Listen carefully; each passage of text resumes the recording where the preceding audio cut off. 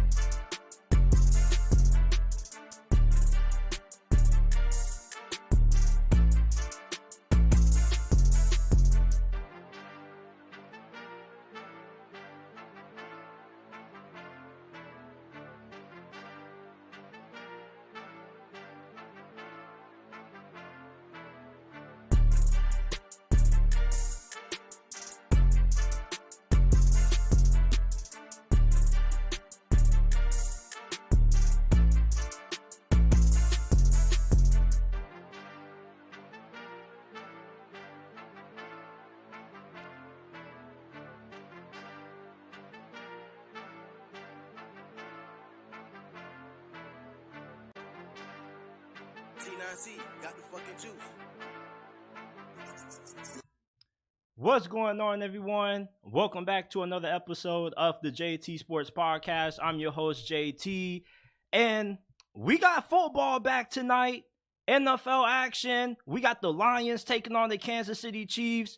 Travis Kelce, he's been battling a hyperextended knee that he suffered in practice a couple of days ago, and according to reports, it seems like he's going to try to play through it, so he's going to be playing tonight. That's what they're trying to make it seem like. But before we get to the game, I got some things that I want to get off my chest to you guys. I want to talk about Florida State. They beat LSU, and a lot of people are starting to talk about Florida State now, and they're starting to take the Seminoles very seriously. How good can Florida State be this year? We're going to talk about that. Texas versus Alabama. What are the implications? If Texas beats Alabama, are they back? If Alabama loses, has the Alabama dynasty officially fallen? And then the Los Angeles Rams, right? A lot of people are saying they're going to be one of the worst teams in the NFL, and I think that would be everybody's worst nightmare. Imagine if the LA Rams get their hands on Caleb Williams. If they get Caleb Williams, I think they're going to be a dynasty. I'm going to tell you guys why a little bit later. And lastly, the Falcons offense. They're doing a lot of things very differently from the rest of the other offenses in the league. Before we get into it, if you haven't already, leave a like, subscribe to the channel. We go live every day, Monday through Friday at 5 p.m. Eastern. We're not just a YouTube channel. You can find the audio version of every episode on all podcasting platforms. Apple, Google, Spotify, Amazon, wherever you get your podcast from, you can find the JT Sports Podcast, man. If you got a smartphone, I need you to take that thing, go to Apple Podcast, Spotify Podcast, wherever, type in the JT Sports Podcast, and give us a 5-star review. If you love the content and you want to support us, all you got to do is give us a 5-star review. That's all we're asking. All we're asking, a 5-star review. That's all we want. Here we go, man. Florida State smashed LSU a couple of nights ago. And a lot of people are talking about the Noles. And the last time Florida State made it to the college football playoffs, I was in 7th grade. I'm a senior in college now, and the Florida State Seminoles, it seems like I've seen this program go from being the top of the food chain to the middle of the food chain to becoming the bottom of the food chain, and then coming all the way back up to look like predators on the prowl. And the Seminoles, they smell blood. And you know what they smell? They smell a wounded animal. And you know what that wounded animal is? It's a tiger. But not just any tiger, a Clemson tiger. And you just saw those boys lose to Duke. Duke smacked those boys. It wasn't a fluke win. Duke outplayed Clemson. Clemson had the better team, and it looked like Duke was out there looking like they was a team full of nothing but 5 and 4 star players themselves. You see, Florida State, the way they've been able to assemble their team through the transfer portal is the reason why they have one of the best rosters in all of college football this year. You guys saw Jaheim Bell, Keon Coleman, Johnny Wilson, Jordan Travis all have dominant performances against LSU. All those guys came from the transfer portal. Clemson's inability to want to use the transfer portal is why they're now starting to fall from grace, and why Florida State is about to knock them off, and they're about to take control of the ACC and return to the college football playoffs. All off season, people were talking about, can Florida State live up to the hype? Well, it looks like they're living up to the hype right now. And when they knock off Clemson officially, and they may do it twice if they face them again in the ACC championship, Florida State is a team that we need to be talking about when it comes to who can win it all. Because I think they have a top 5 roster in college football. Jared Verse, you have a really good secondary, a lot of depth on the defensive line, but Jared Verse is the best player on that FSU defense, and he's going to be a potential top 5 pick in next year's draft. Their offensive line is the best that it's been in years. You got Johnny Wilson, Keon Coleman, they damn near got a basketball team on the gridiron. Jordan Travis is probably a lot of people's top 3 pick to win the Heisman. You're looking at a Florida State program that right now is reinvigorated. And Clemson is on the decline. Florida State is in ascension mode. They're only getting better. And I'm trying to tell you guys, this team has nothing but athletes on it.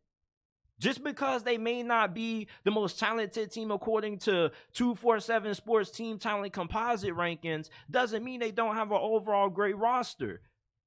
All of these big acquisitions that they got out of the transfer portal all made their presence felt against LSU. You got Brian Kelly questioning himself and questioning LSU, saying that maybe we're not the team that we thought we were coming into this year. LSU isn't a bad team. They just played a really good Florida State team. We keep asking, when is Miami going to be back? When is Texas going to be back? When is USC going to be back? Well, Florida State is back. They made a statement Sunday night. They got the talent. The only question is going to be, can they keep up the consistency? Can they avoid an upset against Miami? Miami probably could pull off an upset against Florida State. Can you survive some trap games on the road? Florida State has the talent to not just make it to the college football playoffs, but they can win it all this year. This is a really good team. They already proved that they're not fluke, they're legit. They beat LSU 2 straight years in a row. And they dominated LSU. After halftime, FSU just looked like the way better football team. They look like the better, more talented team. They got so many talented players on this roster. I would consider this a top 5 team if we're just going completely based off talent. Yeah, not all of these guys they got out of high school. Some of them they got from the transfer portal, but all that matters is player development. And Florida State, I believe they're back, and I expect this team to be in the college football playoffs this year. Since Nick Saban has been the head coach of Alabama, they've only lost 8 games at home under him. And there have only been 3 teams in the last 11 years to beat Alabama in Tuscaloosa. You had Johnny Football, you had Ole Miss in 2015 with Hugh Freeze, and then you had Joe Burrow in that national championship winning LSU team in 2019. Texas, if you think they have a shot at winning this game and you're picking the Longhorns to pull off the upset against Alabama, you're basically saying that you think that Texas is going to be able to make history, because that's what they would be doing. Nick Saban and this Alabama team rarely lose at home. They're always locked in when they play in Tuscaloosa. You see, Alabama nearly lost to Texas when they were on the road. But Alabama, all their losses came on the road last year. When you're playing Alabama at home, there's a different level of execution that you got to have. And can Texas be able to avoid penalties and avoid having costly mistakes and play their A-plus game? They got one of the best rosters in college football. This offense is freaking talented, and they're stacked at every single position. Their offensive line is phenomenal. They had 2 players who were some of the best at their positions as true freshmen last year. Then you bring in A.D. Mitchell from the transfer portal. You also have Isaiah Nayer, who we didn't even get to see play last year. You got Xavier Worthy. There's too much talent on this Texas offense for Quinn Ewers not to be able to replicate the performance that he had last year and this year's game. Come on, we remember what Quinn Ewers did to Bama in the first quarter last year before he got injured. He was on fire. He was fantastic. Can he come out with that same level of intensity in this year's game? Because they're going to need a superstar performance out of him if they're going to be able to pull off the inevitable. Because let's face it, man, even though Texas has a great roster, when you got to beat Alabama on the road, it's just different. And if Texas beats Alabama, can we finally say Texas is back? Or do we got to wait for them to make it to the Big 12 championship game to say Texas is back? Because beating Alabama would be something worth celebrating if you're a Texas fan. Because not just anybody goes on the road to Alabama and Tuscaloosa and just knocks them off. You got to have a damn good team to beat Alabama at home. And if Alabama loses this game, I don't think, oh, they're falling off, the Nick Saban dynasty is over. No, it's not.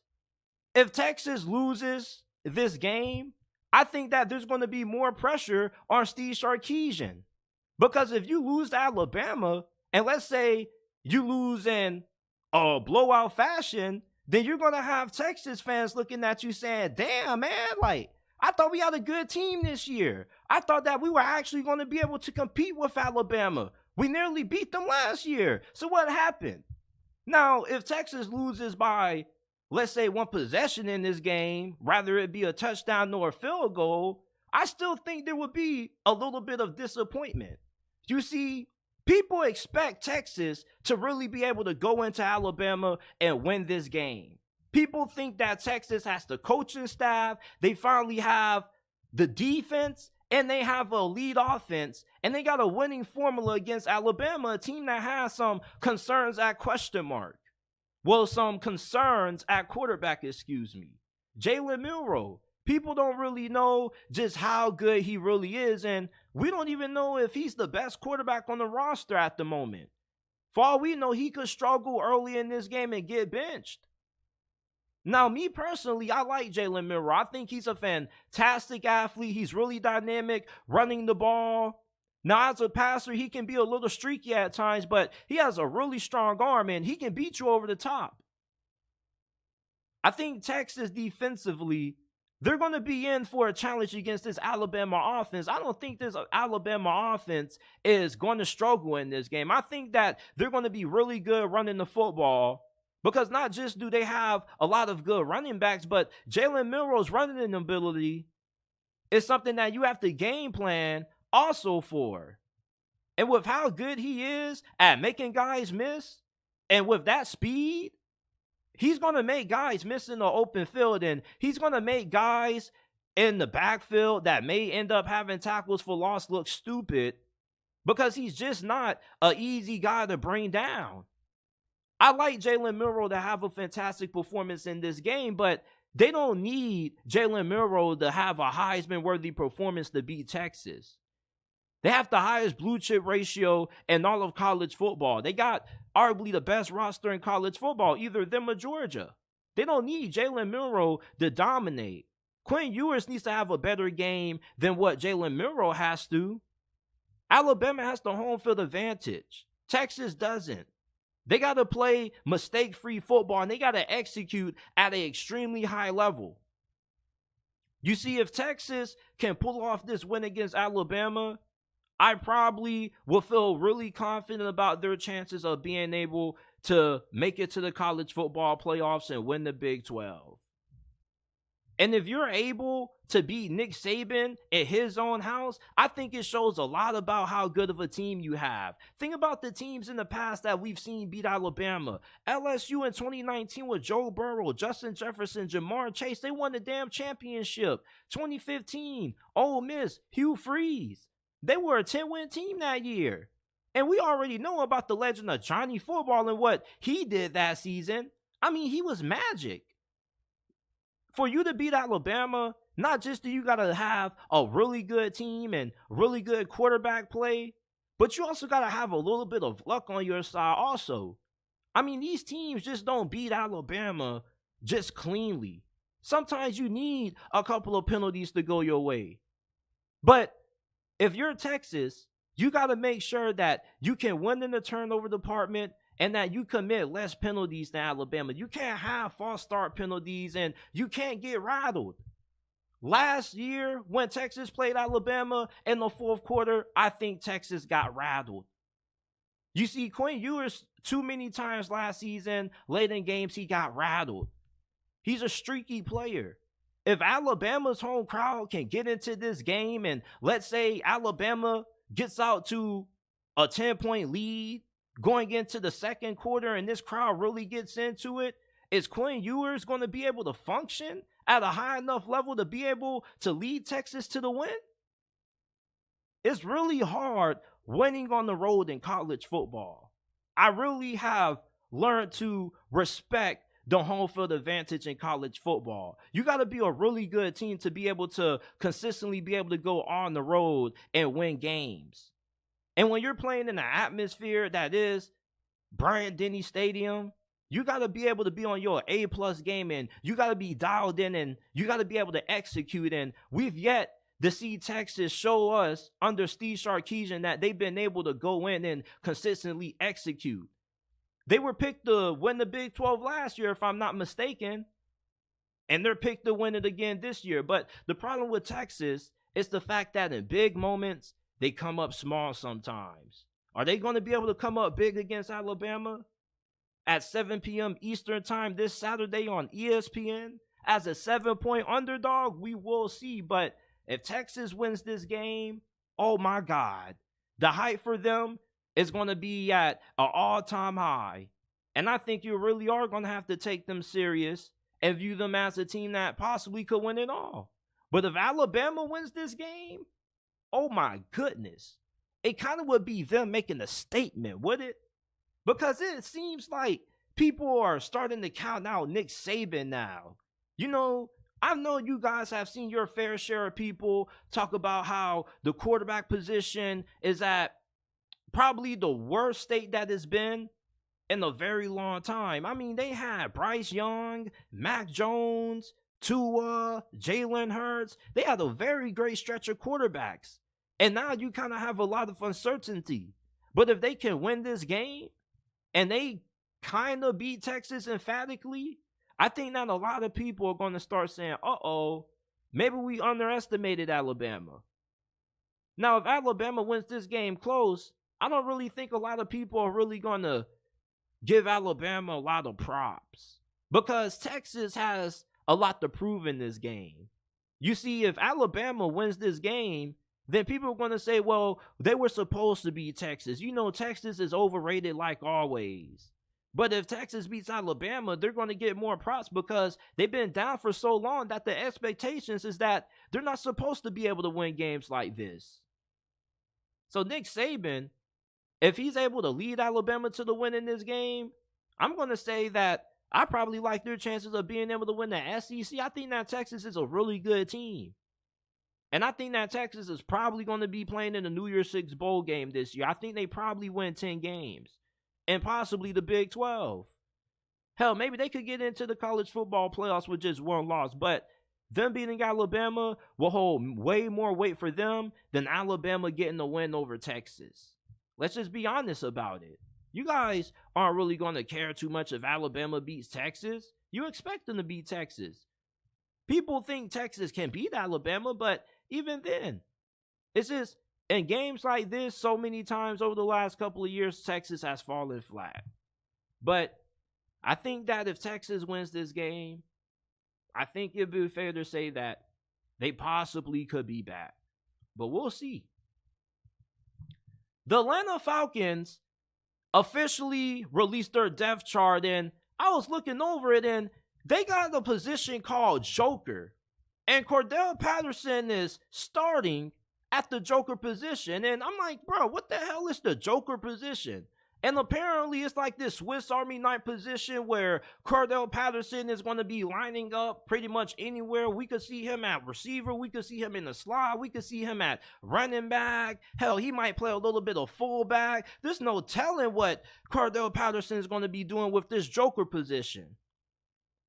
And the Atlanta Falcons offense, they're doing something that the rest of the league is not doing. They got a bunch of players that can do a lot of different things. You can kind of use them as chess pieces. You can put Bijan Robinson at wide receiver and running back. You got Kyle Pitts who can play tight end and receiver. I mean, you got Cordell Patterson who you can damn near line up anywhere, and plus what he's going to do on special teams. The Falcons offense with their positionless football, which is pretty much the kind of style players they have that can play kind of anywhere. You can call them positionless players, and that creates a lot of mismatches when you're looking at Atlanta's offense versus opposing defenses, because not too many defenses have the kind of personnel to defend against these kind of players. I mean, how are you going to defend against Kyle Pitts? Marcus Mariota was the only thing that held him back. There were a small group of people this offseason that I got into it on X that were trying to say he was a bust, the fantasy football community. But when Kyle Pitts actually has a competent quarterback that can throw him the damn football, he's a monster. He had the greatest rookie season ever for any tight end in NFL history. Desmond Ridder should be able to get Kyle Pitts the damn ball. It's not too hard. You just got to throw the shit up to him. And you look at Drake London, he's a stud, especially after the catch. And you got Tyler Algier, who's going to be RB2 behind Bijan Robinson, but we probably can see both of those fools on the field at the same time. Bijan Robinson at slot, and you got Cordell Patterson lining up at another position. Maybe he's lining up at fullback, and then you got Tyler Algier. Like, it's no telling what the Falcons offense is about to unleash on the NFL. I'm really interested in the Atlanta Falcons this year. I spent a lot of time this offseason talking about the Falcons, and I don't really know if this is a playoff team, but I'm not doubting Atlanta. You know, I do have them winning around 7-8 games, and I'm really excited to watch the Falcons this year because this offense is really intriguing. I mean, no team in the NFL has the kind of hybrid players that Atlanta has on offense. And Arthur Smith, he has top 5 odds at winning Coach of the Year this year.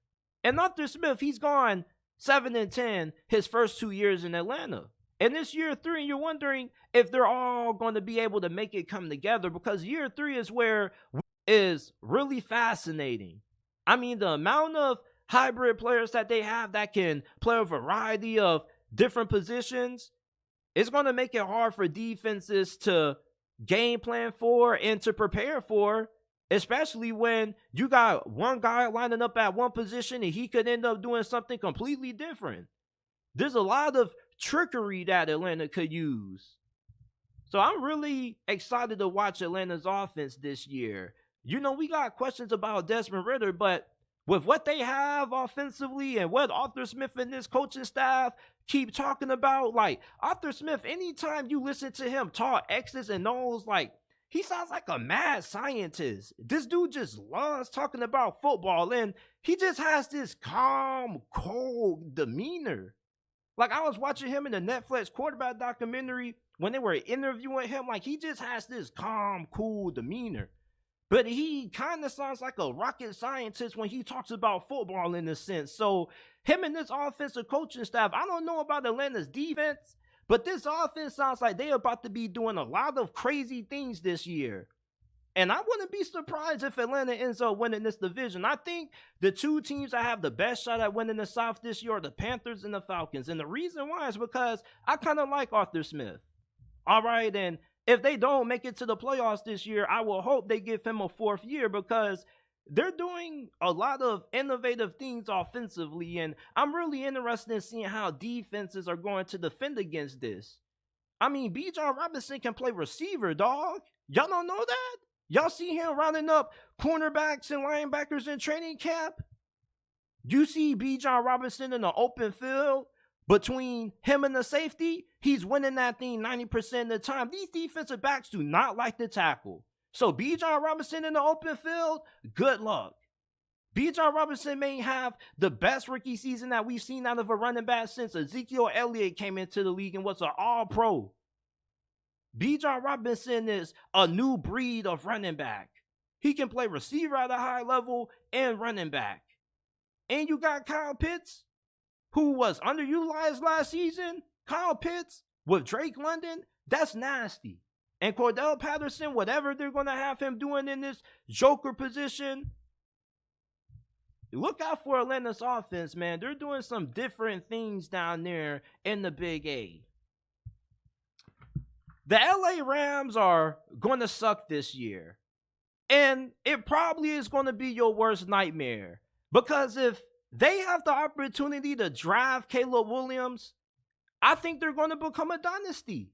You see, when Andy Reid got Patrick Mahomes, after he sat for that first season, it was on to the races. And imagine Sean McVay, one of the greatest offensive minds in the history of the NFL, getting his hands on one of the greatest quarterback prospects in NFL history. People are comparing Caleb Williams to Patrick Mahomes, and for good reason. Did you see their season opener against San Jose State? This fool dropped the snap, still threw a touchdown anyway. 70-something yards. This dude is ridiculous. He makes routine backyard football plays look easy and effortlessly. And his pops already said that Caleb Williams, if he doesn't like the situation that he potentially could be going to with the team that gets the number one pick, he has no problem going back to USC for another year. And he wants to go to the NFL, and he wants to have success. He wants to win it all. That's why I think the LA Rams should go all in on taking for Caleb Williams. Now, would that involve maybe having to trade away Aaron Donald? I mean, listen, if I got the opportunity to draft Caleb Williams at quarterback, and all I got to do is give up Aaron Donald for a couple of picks to trade off for that number one selection, I would do it. Aaron Donald is one of the greatest football players ever, but the quarterback position has so much of a bigger impact. And if you can get Sean McVay, an offensive-minded coach, Caleb Williams, arguably the greatest quarterback prospect to come out in the last decade, I think that puts the LA Rams in a way better situation than keeping Aaron Donald, and maybe you end up going ahead and drafting another quarterback not named Caleb Williams. I mean, Drake May wouldn't be bad, but Caleb Williams with Sean McVay, they potentially could cook up a dynasty. Think about the current state of quarterbacks in the NFC conference. Outside of Jalen Hurts, who else is an elite quarterback? We got some really good quarterbacks in the NFC. Derek Carr, Kirk Cousins. You also have Dak Prescott, Geno Smith, Jared Goff. But you put Caleb Williams in the NFC, he quickly, with Sean McVay, could easily become a top 10 quarterback and the second best quarterback in the NFC behind Jalen Hurts. Sean McVay is an offensive mastermind. You give him Caleb Williams, he's going to be able to do a lot of things. And the Rams, they should be able to get their cap situation situated within the next couple of years. Caleb Williams, if he gets drafted by the Rams within the next 2 to 4 years, they potentially could end up becoming a dynasty, just like how the Kansas City Chiefs have quickly started to become a dynasty. The LA Rams with Caleb Williams will be your worst nightmare. You better hope that the LA Rams end up surprising people and not being as bad as what we think, because them getting Caleb Williams, that shit would be unfair. Honestly, with Sean McVay, and I don't care about you people that's going to say, oh, man, you don't know if Caleb Williams is going to be all that good. He hasn't played a single down in the NFL. Be quiet. Just be quiet, man. There are certain quarterbacks that you can just look at and just know they're great. When you saw Andrew Luck, you knew he was going to be special. When you saw Trevor Lawrence, his first snap, when he was playing as a true freshman, you knew he was going to be special. You can see generational. There are certain quarterbacks that you can just look at and tell they're the next big thing. Just like how we looked at LeBron and knew he was the next big thing. Same thing with the Victor Wembanyama dude. Some guys you just look at and you just see the greatness. So for all y'all folks that say, chill out, JT, he hasn't played a single down in the NFL. No, you need to go watch Caleb Williams. There are just certain quarterbacks that they just look like they're playing football at a way slower pace than everybody else. The game for Caleb Williams in college football is going -4 speed. Anytime you drop a snap, pick it up, and throw a touchdown, that's next level. Because most of the time, for 99.9% of other quarterbacks out there, they drop the snap and they got to fall on the ball and get ready for the next play. I want the Rams to get Caleb Williams really, really bad. Either them or the Raiders. If the Rams get Caleb Williams with Sean McVay, y'all better watch out. You better hope the Rams don't get Caleb Williams. You better hope this team can overachieve some way, somehow. They get Caleb Williams, oh my goodness. It's going to be scary. This is it for this episode of the JT Sports Podcast. I appreciate you guys for tuning in. What's up to everybody in the chat? Was the Duke game in Duke? Yes, it was, President Nitty. What's up, Poppy Guapo?